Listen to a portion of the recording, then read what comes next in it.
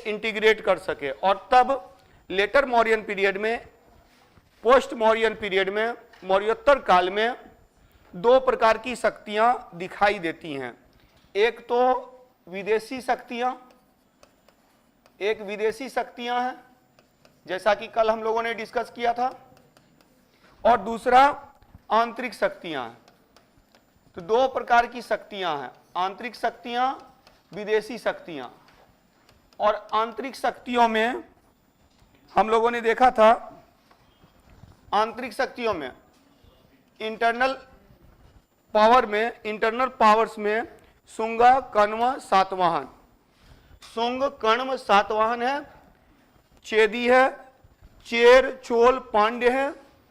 तो सब रीजनल है। अगर एक बड़े क्षेत्र में शासन किया तो शुंगों ने किया था। शुंग के बाद कण्व और सातवाहन। सातवाहन हालांकि Satavahana were in south India, तो वे कहाँ थे? दक्षिण भारत में थे। दक्षिण पर उनका अधिक प्रभाव था। लेकिन मुख्य रूप से आप देखेंगे कि जितनी भी शक्तियां हैं ये अपने क्षेत्र तक सीमित है, मतलब इनमें साम्राज्यवादी दृष्टिकोण नहीं है। जो इंपीरियल कॉन्सेप्ट है वो थोड़ा खत्म होता है। और तब जो फॉरेन अटैक होते हैं, विदेशी शक्तियों का आगमन होता है आफ्टर पर्शियन एंड ग्रीक, ईरानी और यूनानी आक्रमण के बाद फिर से अगेन फॉरेनर्स कैम्स, तो विदेशी आते हैं। तो ये दूसरा है, जो विदेशियों का आगमन दूसरा है। और इसके बाद फिर हम लोग देखेंगे कि ब्रिटिश जो यूरोपीय व्यापारी आते हैं मॉडर्न एरा में। तो यहाँ पर ये जो विदेशी शक्तियाँ, इन्होंने यहाँ शासन किया। और इसमें सबसे महत्वपूर्ण कुषाण इंटीग्रेट इंडियन सब कॉन्टिनेंट, मतलब इंटीग्रेशन करने का प्रयास किया, एकीकरण करने का प्रयास किया, बट ही फेल्ड, वह असफल रहा। बिकॉज इन 630 BC, 630 ईस्वी में he was defeated by Pulakeshin second, Pulakeshin द्वितीय ने उसे पराजित किया। तो मौर्य काल के बाद कभी भी इतने बड़े साम्राज्य की स्थापना नहीं हुई। पोस्ट मौर्यन पीरियड में 2 पावर्स हैं। इन दोनों पावर के बारे में थोड़ी चर्चा हुई थी, आज हम लोग विस्तार से देखेंगे। तो इसमें देखिएगा, पोस्ट मौर्य पीरियड में, मौर्योत्तर काल में 2 प्रकार की शक्तियां हैं, आंतरिक शक्तियां और विदेशी शक्तियां। क्लियर? 2 प्रकार की शक्तियां हैं, आंतरिक शक्तियां हैं, जिसमें शुंग है, Kanva, Satavahana, then Chedi dynasty, then Chera, Chola and Pandya. These are the regional powers. ये ध्यान में रखना है कि हमारा जो इंडियन सबकॉन्टिनेंट में, भारतीय उपमहाद्वीप में ये जो 2 शक्तियां हैं, यानी जो पाकिस्तान वाला एरिया है उसमें विदेशी शक्तियां, पाकिस्तान यानी कि जो पंजाब का 2 पार्ट है, तो ये इधर से आ रहे हैं। तो इंडो सीथियन, पर्थियन और एट लास्ट कुषाण। तो इस तरह से ये विदेशी शक्तियां हैं। और इंटरनल में मैंने बताया था, शुंग मौर्य के बाद शुंग ने इस गैप को भरा और पुष्यमित्र शुंग ने स्थापना की, एक नए शासन व्यवस्था की, एक नए वंश की, जो ब्राह्मण वंश है। यहां एक बात और देखेंगे, Shunga, Kanva and Satavahana all are from Brahmin caste, जो ब्राह्मण जाति से थे। दे बिकेम, जब देखा उन्होंने, शुरू में क्या देखे? शुरू में हम लोगों ने देखा कि क्षत्रियों ने धर्म की स्थापना कर दी, बौद्ध धर्म, जैन धर्म, या 62 संप्रदाय, आजीवक वगैरह है। जब क्षत्रियों ने धर्म की स्थापना की, शूद्रों ने शासन किया, तब लगा, क्योंकि शूद्रों ने जब शासन किया तो बौद्ध धर्म और जैन धर्म को प्रमोशन मिला, बौद्ध रिलीजन और जैन रिलीजन को प्रमोशन मिला। तब ऐसे में अब ब्राह्मणों को लगा कि नहीं, शासन में जाने के बाद ही फिर से ब्राह्मण धर्म की उन्नति होगी। और तब फिर यह प्रयास किया, ब्राह्मणों ने भी शासन किया। और तब ब्राह्मण धर्म, अब ब्राह्मण धर्म देखिएगा यहीं पर थोड़ा और जटिल हो जाता है। पूरा कॉम्प्लेक्स हो जाता है। दूसरी बात की हर व्यवस्था जो ब्राह्मण धर्म वाली व्यवस्था है वो अपने जो कह सकते हैं जो टॉप लेवल पे है इस पीरियड में, क्योंकि शुंग पुष्यमित्र शुंग का जो पुष्यमित्र शुंग के दरबार में दो प्रमुख व्यक्ति हैं, एक मनु है और एक पतंजलि है।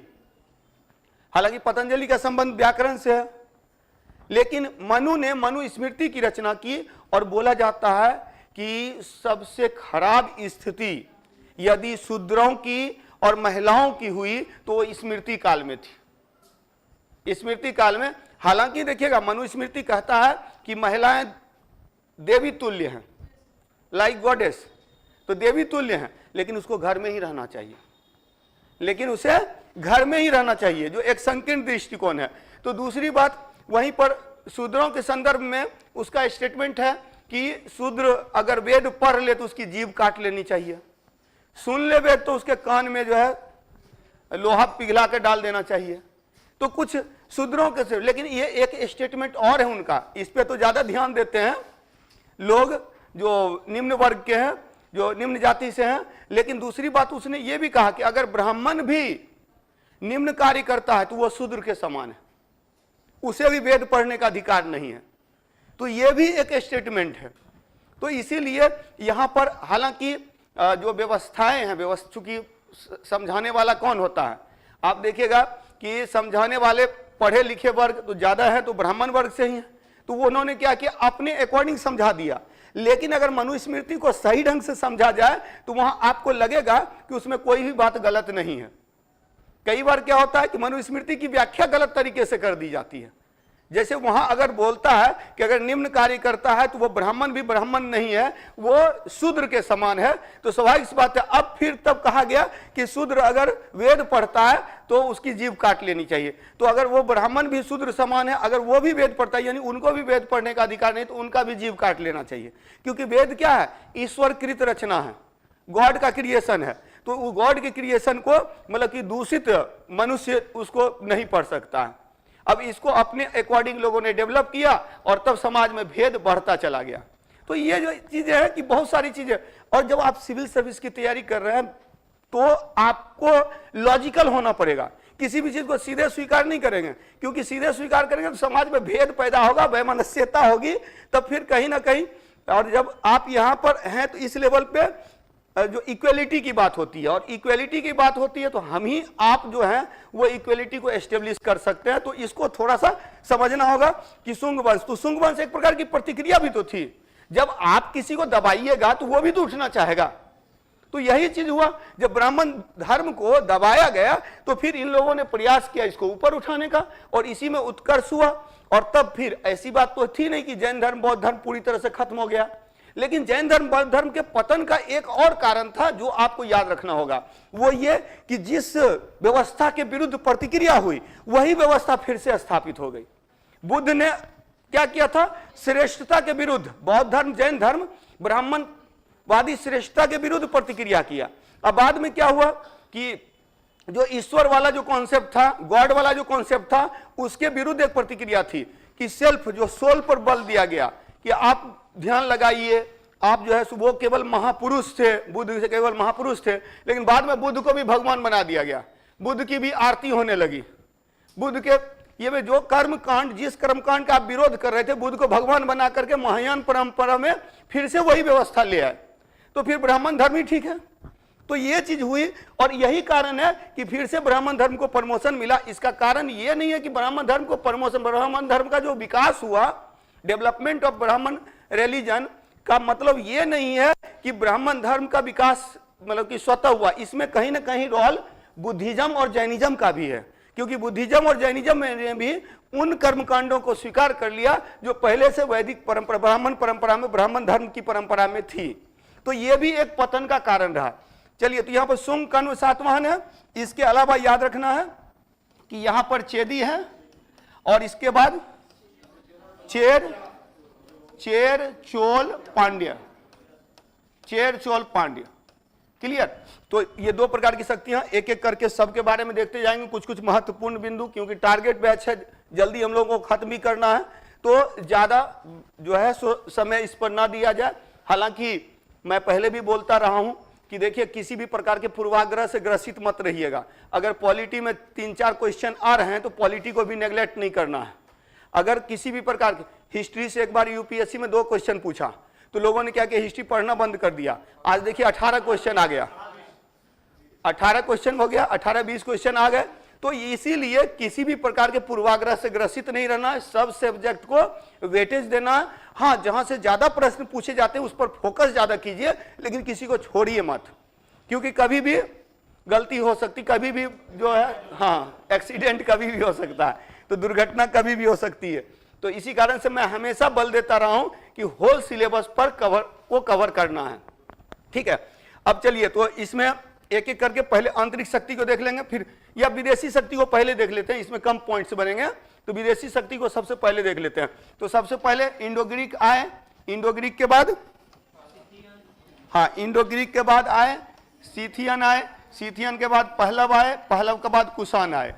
इंडो ग्रीक से रिलेटेड 2-3 क्वेश्चन है कि एक तो फिर से देखिएगा कि भारत में एक तो सोने की मुद्रा भारत में इन्होंने शुरू किया, सोने की मुद्रा शुरू किया, छत्रप प्रणाली फिर से स्थापित होती है भारत में, तो जो कि इंडो ग्रीक और सीथियन के द्वारा, स्पेशली शक जो थे, शक छत्रप के अंतर्गत ही, जो रुद्रदामन है, नहपान है, इनके बारे में चर्चा हुई थी।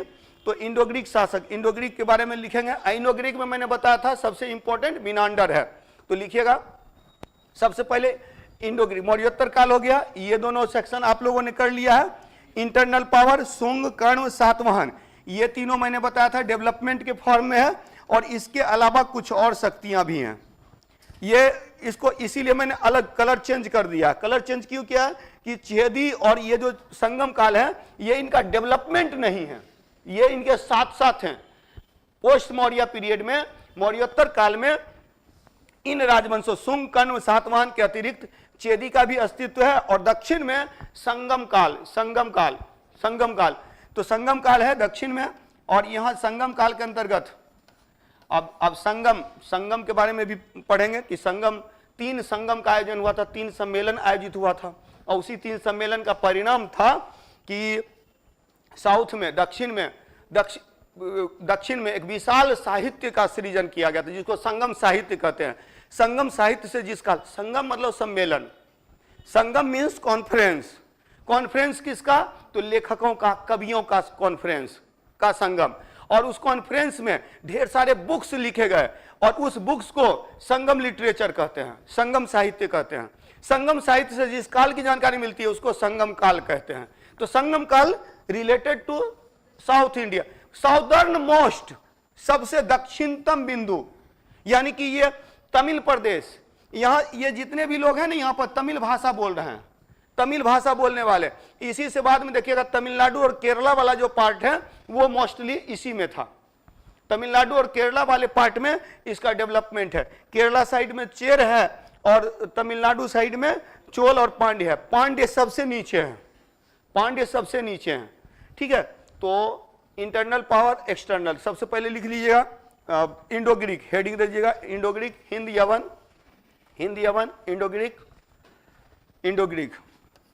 तो इंडो ग्रीक में याद रखना है, इंडो ग्रीक, इसको इस तरह से लिख लेना है, हिंद यवन,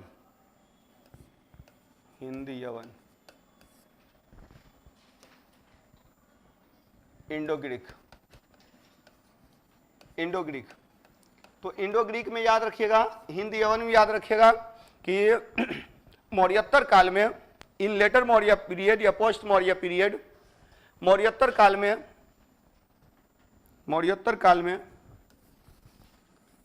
भारतीय भूभाग में in Indian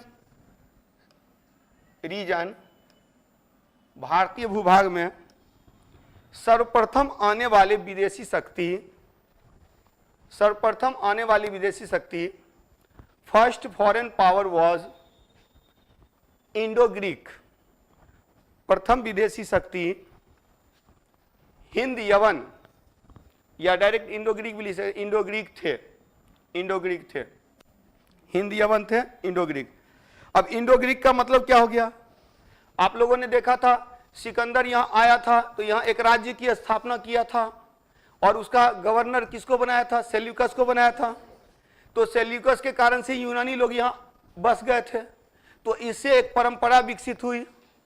Greek were established in Indian subcontinent due to which a tradition was developed. एक परंपरा का विकास हुआ, that was combined Indian and Greek tradition, जो था क्या? सम्मिलित रूप में यूनानी और हिंदुस्तानी परंपरा थी, जिसको हिंद यवन कहते हैं। यवन यवन यवन पता है ना? हाँ, यवन यवन यवन टर्म का यूज भारतीय भाषाओं में जो किया गया विदेशियों के लिए, स्पेशली यूनानियों के लिए यवन शब्द का। और यूनानी लोग, ऐसे अंग्रेज लोग भी भारत आए थे ना, या पुर्तगाली लोग आए थे, मसाला की तलाश में आए थे, पता है ना? वो जो काली मिर्च होती है, और काली मिर्च को पता है, काली मिर्च उन लोगों का फेवरेट था। वो लोग ठंडा प्रदेश में रहते थे, ठंडा प्रदेश में गर्मी के लिए वो लोग क्या करते थे? मांस मछली खाते थे और साथ ही साथ शराब पीते थे। मांस मछली को ज्यादा समय तक सुरक्षित रखने के लिए मसाले की जरूरत होती थी, इसीलिए मसाला का डिमांड प्राचीन काल से ही रहा था। और इंडिया जो था, इंडिया के बाद इंडोनेशिया उधर आता है, इंडोनेशिया मसाला द्वीप के नाम से जाना जाता है, लेकिन भारत ही सप्लाई करता था, केरला सप्लाई करता था मसाला का। तो भारत से वो लोग मसाला प्राप्त करते थे। और ये जो काली मिर्च है ये यवनों का प्रिय था, उसको यवन प्रिय भी कहा जाता है। एक क्वेश्चन आता है कि किसे यवन प्रिय कहा जाता है? यवन प्रिय काली मिर्च को कहा जाता है। काली मिर्च को कहा जाता है, काली मिर्च ब्लैक पीपर इज नॉन एज यवन प्रिय। यवन प्रिय के रूप में किसे जाना जाता है? तो ब्लैक पीपर को, काली मिर्च को जाना जाता है। एक पॉइंट ये भी याद रखिएगा, पूछा हुआ क्वेश्चन है, कई बार पूछा गया है। और तो हिंद यवन परंपरा, तो लिखिएगा हिंद यवन शासकों में सबसे महत्वपूर्ण इन Indo Greek rulers most important was Menander. सबसे महत्वपूर्ण मिनांडर था। हालांकि although the founder ruler was Demetrius. कौन था? डेमेट्रियस। हाँ, हालांकि इनका संस्थापक डेमेट्रियस था। मतलब भारतीय भूभाग में जो हिंद यवन शासन की स्थापना किया था वो क्या था? डेमेट्रियस ने दिया हुआ है ना, डेमेट्रियस। उसके बाद आया यूफ्रेटाइड्स, तो डेमेट्रियस था, जिसके बाद यूफ्रेटाइड्स, आफ्टर विच यूफ्रेटाइड्स, जिसके बाद यूफ्रेटाइड्स की चर्चा मिलती है। आफ्टर विच यूफ्रेटाइड्स इज डिस्क्राइब्ड, तो चर्चा मिलती है डेमेट्रियस पर यूफ्रेटाइड्स। लेकिन सबसे मोस्ट इंपॉर्टेंट कौन है? मिनांडर। जो साकल वाला भाग है ना, सियालकोट वाला भाग, पंजाब तक के क्षेत्र पर इन लोगों ने शासन किया, यानी पंजाब तक के क्षेत्र को इसने इंडो ग्रीक शासन में शामिल किया। तो लिख दीजिएगा कि हिंद यवन शासकों का, इंडो ग्रीक शासकों का शासन क्षेत्र पंजाब तक का क्षेत्र था। Up to Punjab Indo Greek rule was established. Up to Punjab, Punjab तक का क्षेत्र था, पंजाब तक का क्षेत्र था। ठीक है। इनकी राजधानी कहाँ थी? साकल, सियालकोट। साकल या सियालकोट इनकी राजधानी के रूप में जाना जाता है। हाँ, पंजाब में क्षेत्र है साकल, साकल या सियालकोट। जैसे कनिष्क के समय में पुरुषपुर है, पेशावर महत्वपूर्ण है कनिष्क के समय में। इसके समय में कहाँ है? साकल, सियालकोट। कैपिटल वाज साकल और सियालकोट। तो राजधानी कहाँ थी?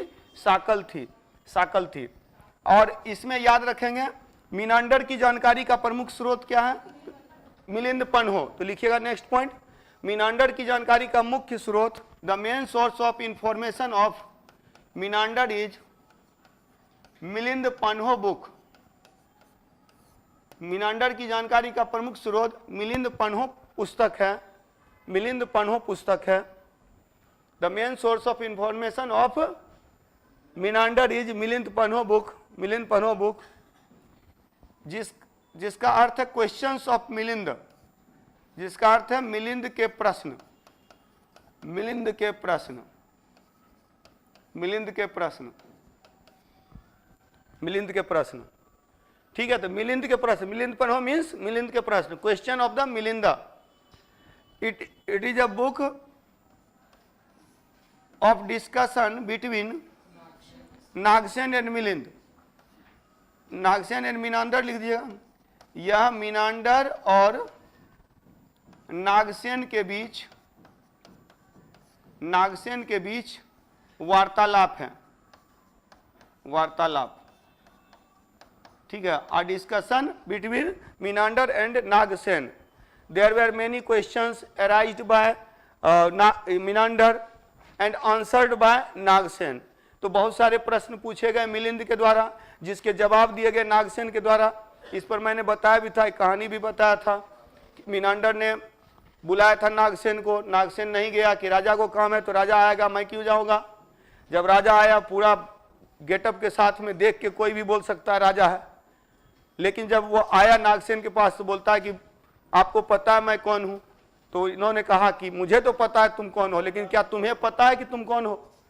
तो उसने कहा कि मैं मीनांडर हूं। तो बोले मीनांडर तो दिख नहीं रहा, यहाँ तो एक शरीर दिख रहा है, ये शरीर मीनांडर हो नहीं सकता है। अगर आपकी डेथ हो जाएगी, जो ये क्या तुम ये बॉडी हो, ये बॉडी तो नश्वर है। तुम जिसे मेरा ज्ञान हो रहा है, जिसे जानकारी हो रही है, वो तुम ये शरीर से नहीं हो सकते हो। तो अगर इससे आत्मा निकल जाए तो शरीर का क्या वैल्यू है। तो वैसे में नतमस्तक हो गया, इसका अनुयायी हो गया, बौद्ध धर्म को अपना लिया। बौद्ध भिक्षु नागसेन ने देखा कि मीनांडर ने जो जो सवाल किए वो जनहित में है, तो लोगों को इसका पता चलना चाहिए। और इसी कारण से क्या किया कि इसको एक बुक फॉर्मेट में इकट्ठा कर दिया। It was written by Nagasena, Milinda Panha was written by Nagasena. तो ये नागसेन के द्वारा लिखित पुस्तक है, जिसमें मिलिंद और नागसेन के बीच के वार्तालाप है। और हिंद यवन से एक क्वेश्चन और आता है, लिखिएगा। इन इंडियन सब कॉन्टिनेंट, भारतीय उपमहाद्वीप में सर्वप्रथम सोने का सिक्का, at first gold coin was issued by, सबसे पहले सोने का सिक्का, स्वर्ण सिक्का, gold coin was issued by Indo Greek rulers. Hind यवन शासकों के द्वारा सबसे पहले गोल्ड कॉइन इशू किया गया था। क्लियर। तो गोल्ड कॉइन सबसे पहले इशू किया गया था किसके द्वारा? हिंद यवन शासकों के द्वारा किया गया था, हिंद यवन शासकों के द्वारा किया गया था। तो इंडो ग्रीक शासकों ने यहां पर, अब मौर्योत्तर काल में जो पहली शक्ति, प्रमुख शक्ति थी वो हिंद यवन थी। इसके बाद जो है नेक्स्ट वन हम लोग करते हैं, दूसरा कौन है? सीथियन, शक,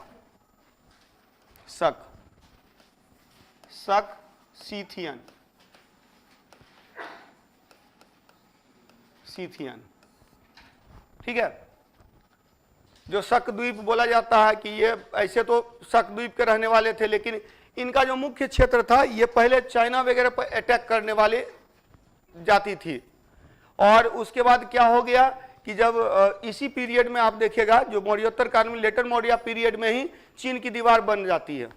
तो चीन की दीवार बनने के बाद अब इन लोगों का क्या हुआ, चाइना पे अटैक करना, चाइना पे अटैक करके लूट मार करते थे और उससे इन लोगों का जो भरण पोषण होता था। तब फिर ये इंडियन सब कॉन्टिनेंट में आए। और बोला जाता है कि शकों की 5 शाखाएं थी, 5 शाखाएं थी, अफगानिस्तान से लेकर भारत तक 5 शाखाएं थी। और उसमें से सबसे महत्वपूर्ण भारत की पश्चिमी शाखा है। तो शकों की जो पश्चिमी शाखा, भारत में जो पश्चिमी शाखा, 5 शाखा में से एक शाखा है, वो हमारे लिए अधिक महत्वपूर्ण है। और इसी पश्चिमी शाखा में 2 वंश का उद्भव हुआ, 2 वंश का उद्भव, एक कादर्मक वंश और दूसरा छहरात वंश, छहरात वंश। तो लिखिएगा, शक इंडो ग्रीक शासकों के बाद भारत आए, इंडो ग्रीक शासकों के बाद भारत आए।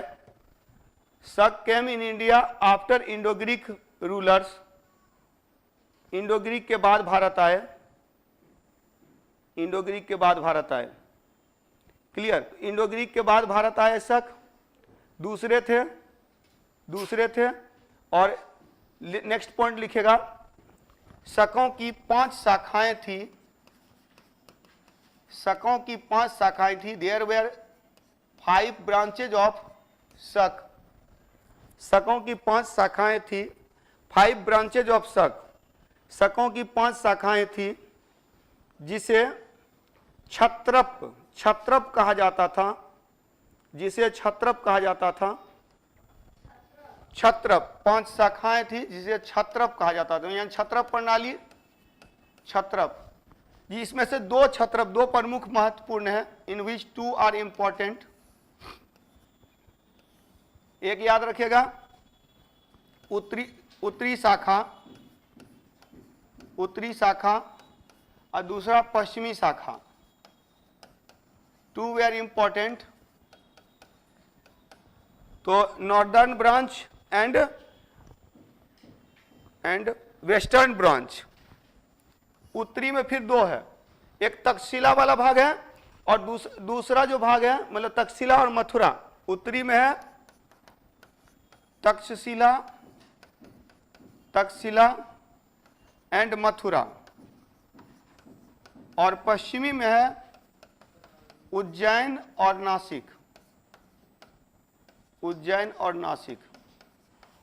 उज्जैन और नासिक के क्षेत्र में वेस्टर्न ब्रांच डेवलप हुआ, जबकि नॉर्दर्न ब्रांच जो डेवलप हुआ तक्षशिला और मथुरा में डेवलप हुआ। तो ये वाला उतना इंपॉर्टेंट नहीं, हम लोग के लिए इंपॉर्टेंट है जो वेस्टर्न ब्रांच है, वो हम लोगों के लिए इंपॉर्टेंट है, वेस्टर्न ब्रांच।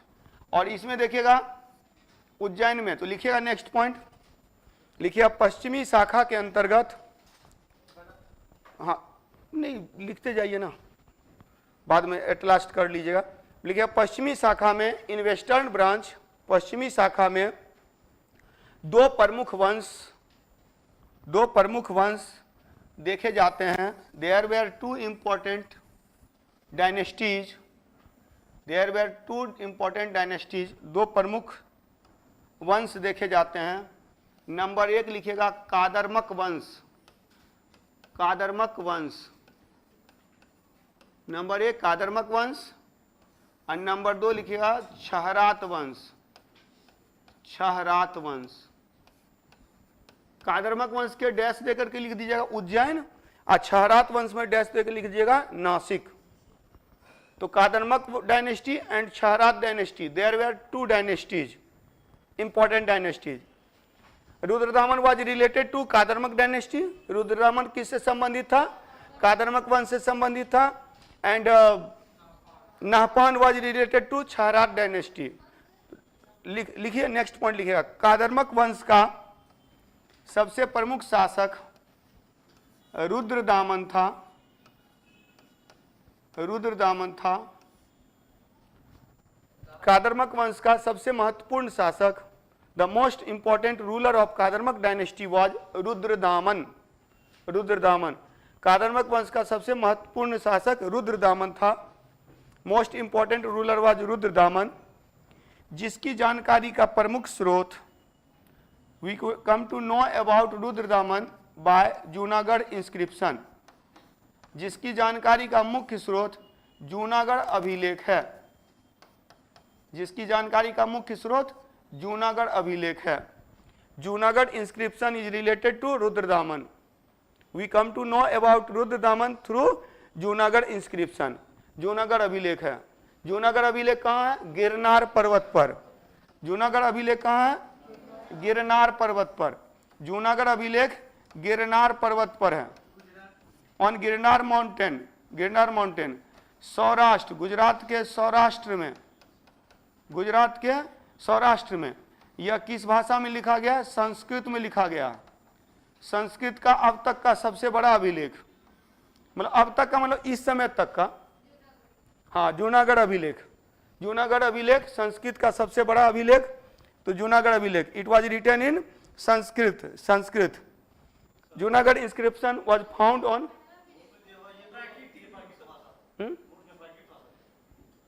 अच्छा प्राकृत दिया हुआ है उस, सबसे संस्कृत का सबसे बड़ा है। अब उसको ठीक कर लीजिएगा, नोट्स में दिया हुआ प्राकृत ना, उसको संस्कृत कर लीजिएगा।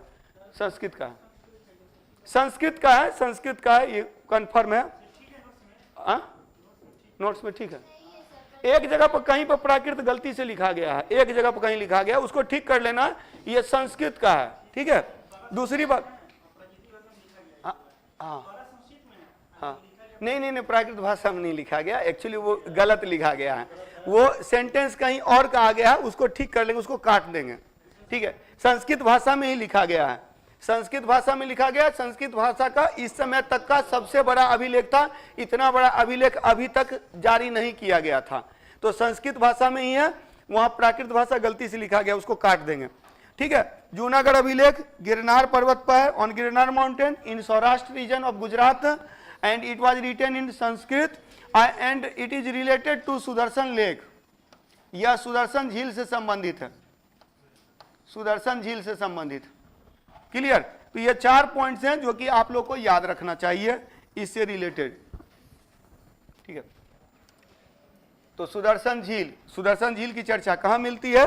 जूनागढ़ अभिलेख में मिलती है, जूनागढ़ अभिलेख में मिलती है। और हाँ, गिरनार पर्वत में ही है, सुदर्शन झील है, और सौराष्ट्र रीजन में। और सुदर्शन झील के बारे में याद रखिएगा, सुदर्शन झील इसमें तो हम लोगों ने किया भी था कि सुदर्शन झील का निर्माण किसने करवाया था? पुष्यगुप्त ने कराया था, चंद्रगुप्त मौर्य के समय में पुष्यगुप्त ने। इसकी मरम्मती तुषास्प, अशोक के समय में इसकी मरम्मती तुषास्प ने करवाया था, तुषास्प ने करवाया था। इसकी मरम्मती रुद्रदामन के समय में सुविशाख ने करवाया था, सुविशाख ने करवाया था। और इसकी मरम्मती स्कंदगुप्त के समय में चक्रपालित ने करवाया था। और बाकी तीनों जो है वो सौराष्ट्र के गवर्नर थे, पुष्यगुप्त, तुषास्प, सुविशाख। चक्रपालित गवर्नर पर्णदत्त का पुत्र था, पर्णदत्त का पुत्र था। हाँ, बाकी तीनों मरम्मती करवाया, इसका निर्माण करवाया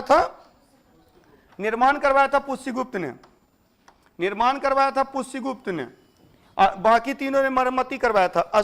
चंद्रगुप्त मौर्य के समय में पुष्यगुप्त ने सुदर्शन झील का निर्माण करवाया था। तुषास्प, सुविशाख, चक्रपालित, इन तीनों के द्वारा रिपेयरिंग करवाई गई थी, मरम्मती करवाई गई थी, कंस्ट्रक्शन करवाया गया था। It was constructed by Pushyagupta in the period of Chandragupta Maurya, clear. तो रुद्रदामन से रिलेटेड इतना पॉइंट याद रखना। एक और पॉइंट रुद्रदामन से याद रखना, हालांकि हम लोग जब सातवाहना देखेंगे तो सातवाहन में भी इसको पढ़ेंगे। सातवाहना डायनेस्टी में क्या है कि रुद्रदामन का विवाह हुआ, रुद्रदामन की पुत्री का विवाह हुआ था सातवाहन शासक वासिष्ठी पुत्र पुलुमावी से।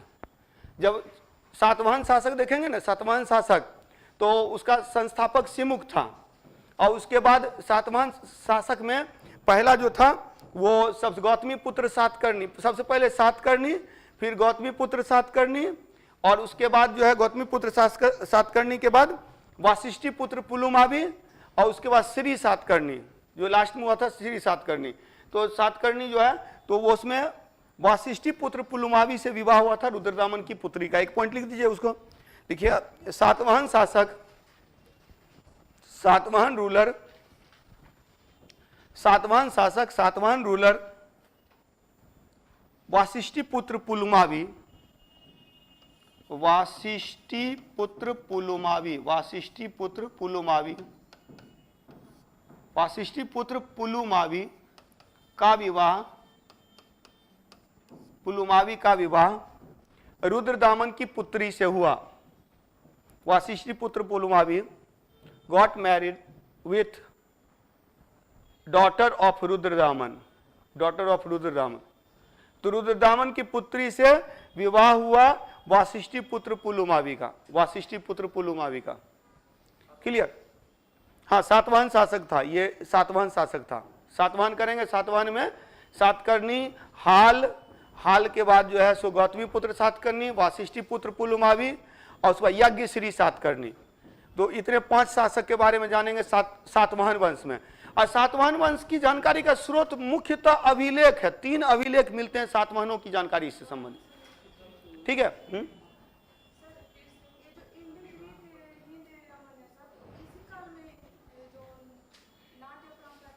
कौन? हाँ ना, अच्छा, कल एक क्वेश्चन भी आया था यूपीएससी में, भवभूति करके कुछ था और भी था। तो देखिए स्वाभाविक सी बात है, भवभूति देख के ही आंसर बन जाता है कि वो नाटककार था। तो यही चीज है, यूपीएससी क्या करता है ना, वो आपके दिमाग से खेलता है। अगर आप उस चीज को समझ गए ना तो लगेगा कि यूपीएससी तो बहुत ईजी है, वो दिमाग से खेलना सीख जाइएगा तो। अदरवाइज वो बहुत हार्ड लगेगा, वो तो निम्नलिखित कथनों को विचार करें तो लोग विचारे करते रह जाते हैं, समय बीत जाता है। अदरवाइज वो काफी आसान है, क्वेश्चन में दम नहीं है। आप सही से अगर दोनों मतलब कि सेंटेंस को पढ़िएगा तो अपने आप उसी से उत्तर निकल जाएगा, ये चीज है। हाँ, पर्शियन थिएटर में जो नाट्य कला का इंडो ग्रीक से हुआ था। यवनिका जो बोला जाता है ना, पर्दा को बोला जाता है, पर्दा को बोला जाता है यवनिका। हाँ, एक चीज ये भी याद रखिएगा, तो वो इंडो ग्रीक के समय में हुआ था। नाटक कला का जो ड्रामा जो डेवलप हुआ ना, जो पर्दा गिरता है, पर्दा उठता है, नाटक जो खेला जाता है, ड्रामा वगैरह जो प्ले किया जाता है, तो ड्रामा का जो शुरुआत होती है वो इंडो ग्रीक शासकों ने किया था, इंडो ग्रीक शासकों ने किया था। इंडो ग्रीक से 2 पॉइंट ज्यादातर, एक तो हो गया नाट्य कला, नाटक ड्रामा का डेवलपमेंट, और दूसरा हो गया एक क्या कि वो सोना का सिक्का। तीसरा जो है सो जो यही है मौर्योत्तर काल में, क्या नहीं, गांधार कला तो पहले से है, गांधार कला तो वो यूनानी जब आए थे उसी समय से है। ठीक है, नेक्स्ट में आइए। क्या वो नींद आ रही है? अब मेरी क्लास में नींद आएगी तब तो फिर हिस्ट्री, बाकी लोगों की क्लास में तो फिर आप बैठ ही नहीं पाएंगे। तो ये चीजें होती हैं। हाँ, लेक्चर सुनने में थोड़ी नींद अच्छी आती है। इसीलिए बीच बीच में मैं लिखाता रहता हूँ, बीच बीच में बोर्ड पे दिखाता रहता हूँ। मैं खुद दिल्ली में जब पढ़ रहा था हेमंत झा सर के पास, तो वहीं पर इम्तियाज सर जाते थे यहाँ से पढ़ाने के लिए। बहुत अच्छी जानकारी है इम्तियाज सर की, मध्यकालीन भारत बड़ा अच्छा पढ़ाते हैं। लेकिन उनकी क्लास में मैं बेसमेंट में ये देखता था, क्या बोलते, पिलर देखता था कि कहाँ पर पिलर है, पिलर के पीछे कुर्सी लगाता था। तो वो क्या होता था ना कि सब कुछ उनको याद है एकदम। 712 ईस्वी में मोहम्मद बिन कासिम का भारत पर आक्रमण हुआ, आक्रमण के साथ सारा कहानी सुनाते थे, बैठ जाते थे, सुनाना शुरू कर देते थे। तो कुछ लोग जो है बहुत बहादुर बनते थे, लिखना शुरू करते थे। मुझसे उतना संभव नहीं था, उतनी स्पीड राइटिंग नहीं थी। आराम से मैं कुर्सी लगा लेता था। चूंकि दिल्ली गया था, आईएएस बनना है, तो बहुत दिमाग में प्रेशर चल रहा था, तो नींद वगैरह आती नहीं थी। सर की क्लास में नींद अच्छी आती थी, तो वहाँ मैं बैठ जाता था, सुनते सुनते थोड़ी देर बाद नींद आ जाती थी। चूंकि उनकी किताब पढ़ रखा था, तो वो जो सुना रहे हैं सब पढ़ा हुआ है। तो ऐसे में क्या होता था कि वो आते थे, 1 सप्ताह में मध्यकालीन भारत खत्म, वन वीक में मेंस के लिए, मुख्य परीक्षा के लिए खत्म हो जाता था। तो बहुत अच्छा ज्ञान, बहुत ज्यादा है। किताब से ही देखिए ना, इम्तियाज अहमद सर की जो किताब है मध्यकालीन भारत, बहुत अच्छी किताब है। हालांकि देखिए किताब बहुत सारी है। मैं कल भी आपने पूछा था एंशिएंट के लिए कौन पढ़ना है, रामशरण शर्मा मैंने कहा था। लेकिन जितना मैं करवा रहा हूं पीटी के लिए सफिशिएंट है, बहुत ज्यादा। हाँ, यूपीएससी की तैयारी करनी है तब बुक्स वगैरह पढ़िए, नहीं तो बुक्स पढ़ने की जरूरत नहीं है। क्लास यहाँ हो जा रही है, इसके बाद क्वेश्चन बैंक देखिए। और वो जो सर की किताब मैंने बताया, रंजीत सर की किताब जो सामान्य ज्ञान वाली है, वो सफिशिएंट है। कैलुसेंट वगैरह बहुत थोड़ा हो जाता है, उसको थोड़ा सा विस्तार रूप में, अच्छे विस्तार रूप में सर ने प्रेजेंट कर दिया है, तो उसको आप पढ़ लेंगे और उसके बाद जो है सो क्लास कर लेंगे, सफिशिएंट है। हिस्ट्री से क्वेश्चन नहीं छूटेगा। चलिए तो नेक्स्ट में चलते हैं। हिस्ट्री में नहीं, बाकी सब्जेक्ट में भी यही चीज है, कम पढ़ करके सिलेक्शन होता है, पीटी ज्यादा पढ़ के नहीं। एक्चुअली एक पीटी फोबिया हो जाता है, जिसके कारण से की दिक्कत हो जा रही है। और कभी कभी कुछ असामाजिक तत्व प्रश्न को लीक कर देते हैं, तो इन सब कारणों से थोड़ी समस्या होती है। तो उसके लिए टेंशन नहीं लेना है, हमेशा वो सफल नहीं होते हैं। कटअप 100 के अंदर ही रहेगा, उससे ज्यादा नहीं जाएगा। वो कभी कभी असामाजिकता के कारण से वो बढ़ जाता है, वो एक अलग मैटर, उसमें हम कुछ नहीं कर सकते हैं। आप अपने तरफ से मेहनत कर सकते हैं, मेहनत कीजिए, निगेटिव मत सोचिए, पॉजिटिव सोचिएगा, 10 नंबर बढ़ जाएगा। पॉजिटिव सोचने से 10 नंबर बढ़ जाता है, नहीं तो हम गलती करके आ जाइएगा। वो होता है कि पता चला कि एक को कलर करना, 2 कलर कर लिया। तो इसलिए पीटी समस्या नहीं है, पीटी समस्या यहाँ की समस्या है। आप दिमाग में बैठा के ले लिए कि बहुत हार्ड है, वो उसके कारण से 10 को क्वेश्चन ऐसे गलत कर दिए और 10 नंबर नीचे आ गया। ठीक है, तो चलिए तो यहाँ पर कर लेते हैं हम लोग। वाशिष्ठी पुत्र पुलमावी से का विवाह हुआ था रुद्रनामन की पुत्री से। और क्षहरात वंश का शासक एक नहपान है, तो ये के लिए पॉइंट लिख दीजिएगा। क्षहरात वंश का शासक नहपान है। क्षहरात वंश का शासक नहपान है। क्षहरात वंश का शासक नहपान है। उससे ज्यादा कुछ नहीं करना है, मतलब कि नहपान के संदर्भ में बहुत ज्यादा हम लोग को पढ़ने की आवश्यकता नहीं है। तो क्षहरात वंश का शासक नहपान था, नासिक क्षेत्र में उसका विकास हुआ था। इतना ही हम लोग को देखना है, ठीक है। चलिए अब इसके बाद तो हम लोगों ने सबसे पहले क्या किया, इंडो ग्रीक किया, हिंद यवन किया, इसके बाद हो गया सक्सीथियन। अब नेक्स्ट करेंगे हम लोग पर्थियन। पर्थियन में 2-3 पॉइंट हैं जिससे क्वेश्चन पूछे जाते हैं। Parthian they were also known as Pahlava, इनको पहलव के नाम से भी जाना जाता है।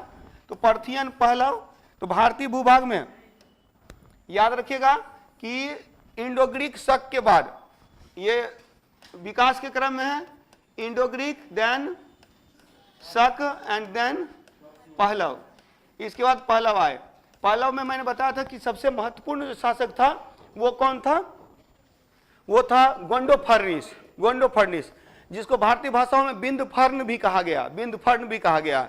और इसके अलावा याद रखेंगे कि जो पर्थियन थे, पहलव थे, पर्थियन थे, तो पर्थियन से रिलेटेड 1-2 पॉइंट, जो भारत में जो शासक हुआ था मगध हुआ था, मगध। और तख्ते बही अभिलेख से इनके बारे में जानकारी मिलती है, तख्ते बही। तो यहाँ देखिए पर्थियन से रिलेटेड 3-4 पॉइंट ही आप लोग को याद रखना है। पहला, we come to know about Parthian rulers, हम लोग पहलव वंश के बारे में, पहलव शासकों के बारे में जानते हैं तख्त ए बही अभिलेख से, तख्त ए बही अभिलेख से, पहली बात। दूसरी बात, इस वंश का सबसे महत्वपूर्ण शासक गोंडोफर्निस हुआ, most important ruler of this dynasty, Gondophares था। तीसरी बात याद रखिएगा कि एक तो वो हुआ कि ये इंडो ग्रीक शक के बाद आए थे तख्ते बही गोंडोफर्निस, और गोंडोफर्निस के लिए बिंदफर्ण शब्द का प्रयोग किया गया था, बिंदफर्ण। और भारत में जो रूलर है वो है मगस या माउस। इतना ही पॉइंट इनसे रिलेटेड है, बाकी उतना काम का नहीं है। स्टडी मटेरियल में तो आप देख ही रहे हैं। हाँ, तो यहां पर तख्ते बही अभिलेख, गोंडोफर्निस, इसका इंपॉर्टेंट रूलर गोंडोफर्निस को बिंदफर्ण के नाम से जाना जाता है। एक बार कहीं क्वेश्चन पूछा था कि बिंदफर्ण किस वंश से संबंधित शासक है, तो बिंदफर्ण जो है ये पर्थियन पहलव वंश से संबंधित है, ये मौर्योत्तर काल में है। तो मौर्योत्तर काल में, लेटर मौर्य पीरियड में पर्थियन पहलव है, और पहलव से बिंदफर्ण, BINDPHARN, फर्ण, बिंदफर्ण। हाँ, फारसी में, अच्छा फारसी, हाँ, गोंडोफर्निस वाज आल्सो कॉल्ड बिंदफर्ण। तो गोंडोफर्निस को ही बिंदफर्ण कहा गया। इन इंडियन रीजन, मतलब भारतीय भूभाग में मगध या माउस इसका शासक हुआ। बस इतना ही जानना है। और इसके बाद सबसे इंपॉर्टेंट है कौन, कुषाण इंपॉर्टेंट है। कुषाण को देख लेते हैं हम लोग। नेक्स्ट कुषाण वंश, कुषाण वंश। हालांकि कुषाण वंश का सबसे मोस्ट इंपॉर्टेंट रूलर कौन हुआ, कनिष्क हुआ। लेकिन इसका जो संस्थापक था कुजुल कडफिसस, और उसका उत्तराधिकारी हुआ भीम कडफिसस, और भीम कडफिसस के बाद आया कनिष्क, और उसके बाद एक हुविस्क की चर्चा मिलती है। तो इसमें अगर शासक वर्ग की बात करें कुषाण वंश में, कुषाणा डायनेस्टी, एक तो याद रखिएगा दे were related to Yuezhi tribe, ये यूची जनजाति से संबंधित थे। हाँ, यूची जनजाति यूची कबीला से संबंधित था, तो यूची ट्राइब से रिलेटेड थे, they were related to Yuezhi tribe. तो Kushana dynasty were was related to Yuezhi tribe. दूसरी बात याद रखना है कि इसमें शासक वर्ग, इसमें शासक, प्रमुख शासक, इंपॉर्टेंट रूलर्स वेयर, प्रमुख शासक कौन है, तो 4 की चर्चा मिलती है। कुजुल कडफिसस, फर्स्ट वन कुजुल कडफिसस,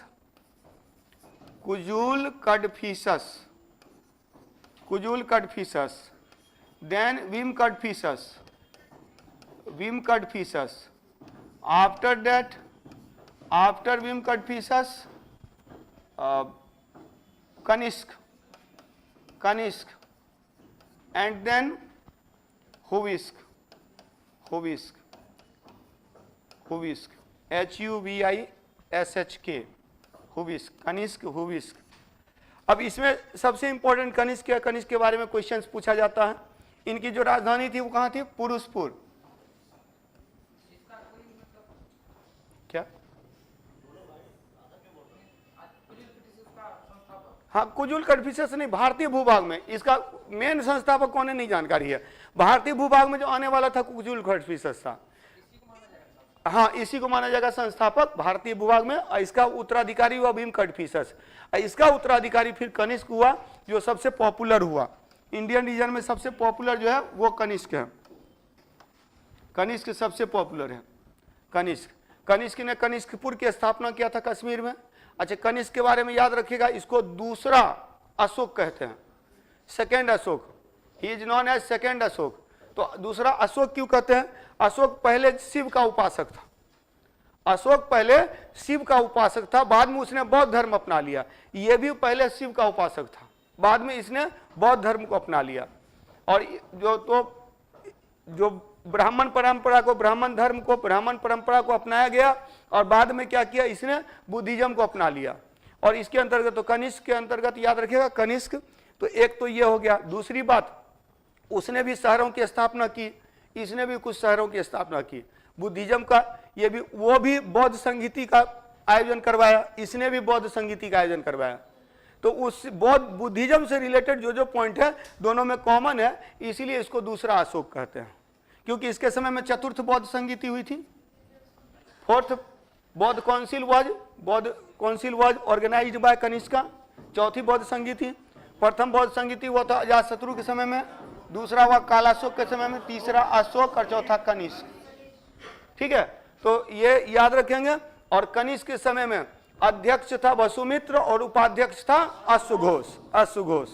वो भी मैंने बताया था कि पहला का जो था अध्यक्ष था महाकश्यप, दूसरा का सर्वकामिनी, तीसरा का मोगलीपुत्तिस और फिर वसुमित्र। अब वसुमित्र के अलावा यहाँ अश्वघोष उपाध्यक्ष भी है, अध्यक्ष के अलावा उपाध्यक्ष भी है। तो यहाँ पर मतलब चेयरमैन के साथ साथ डिप्टी चेयरमैन भी हैं यहाँ।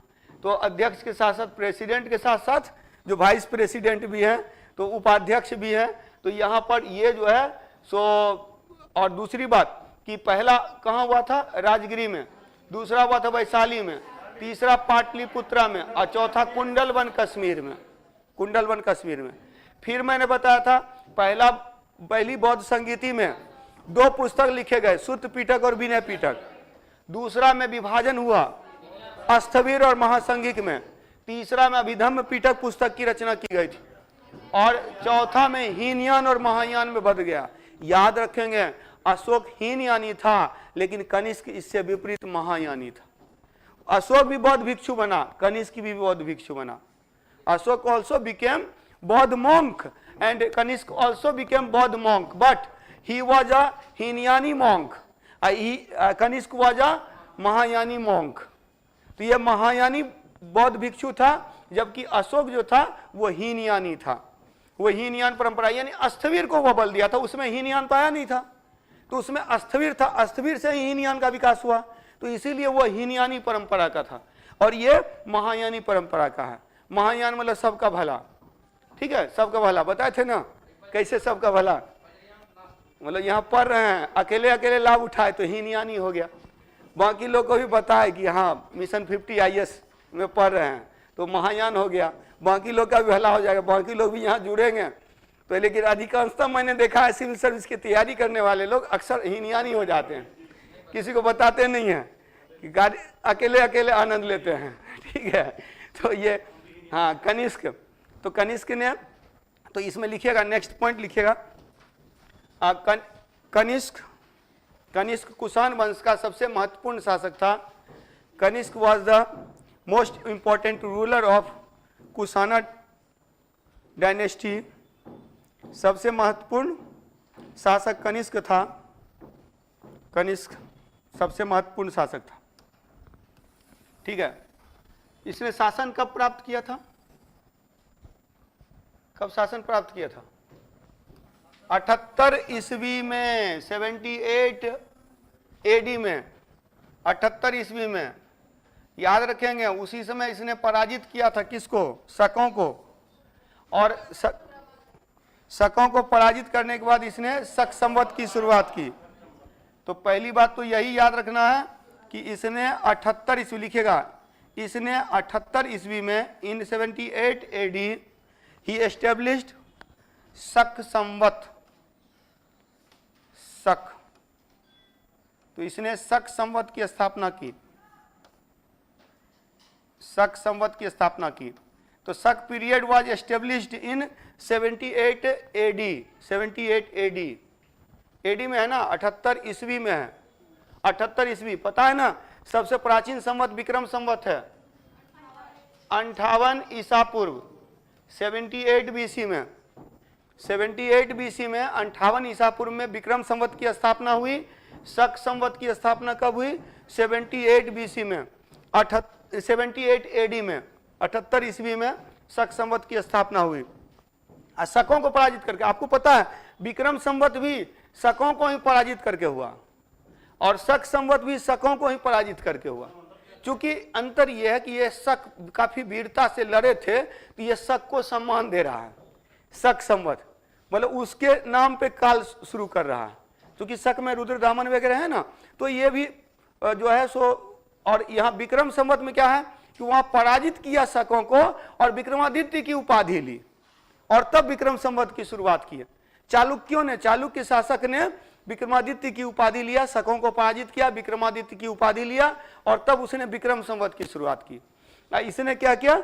शक संवत की शुरुआत की 78 ईस्वी में। तो भारत का सबसे प्राचीन संवत जो है वो विक्रम संवत है। विक्रम संवत है सबसे प्राचीन संवत, विक्रम संवत।